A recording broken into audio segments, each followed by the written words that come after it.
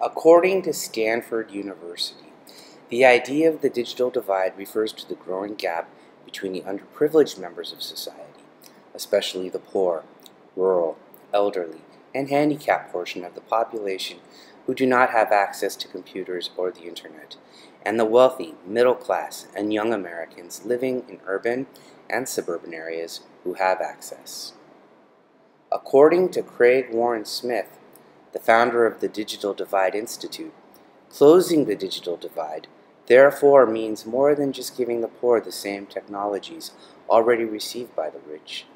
Closing the divide involves restructuring the telecommunications sectors in each nation so that broadband's benefits can flow to the masses, not just the elite urban sectors of emerging markets.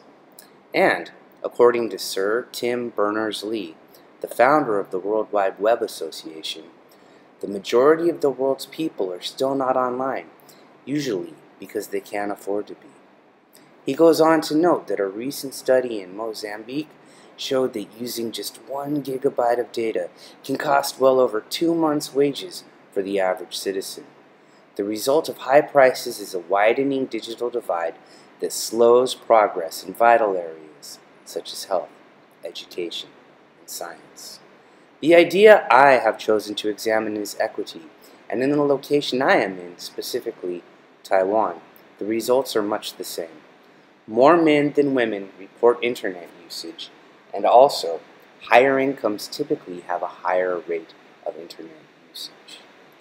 It is apparent that the digital divide exists in the world, and as a TESOL Master's candidate, it is important that we examine the idea from a worldly perspective. In the digital divide, there are many contributing factors that may act as impediments to an individual. Mabali Zandi, from the Destiny Connect online magazine, provides in her October 11, 2013 article, The Digital Divide Widens in 2013, these following graphs which show the percent of the population connected to the internet, and additionally, the number of men and women who use the internet in developing versus developed economies. The results are consistent the world over. Equity is a serious issue. But how does one address a topic as big as equity on the internet when different cultures and different areas have different ideas on the subject?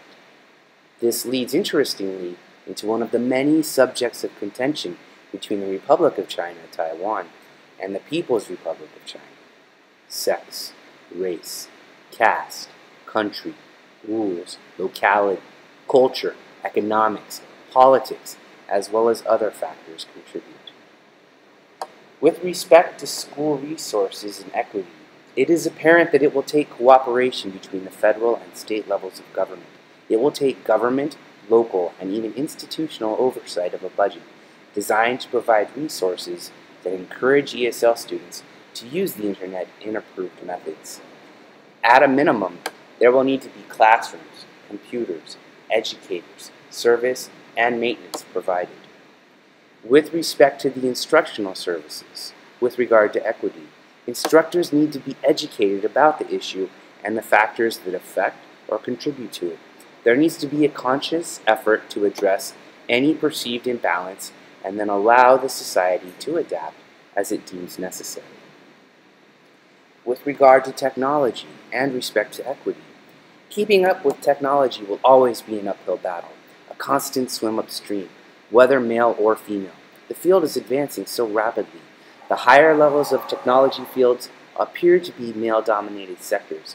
However, this has nothing to do with ability, as demonstrated by Margaret Hamilton, the lead software engineer of the Apollo project.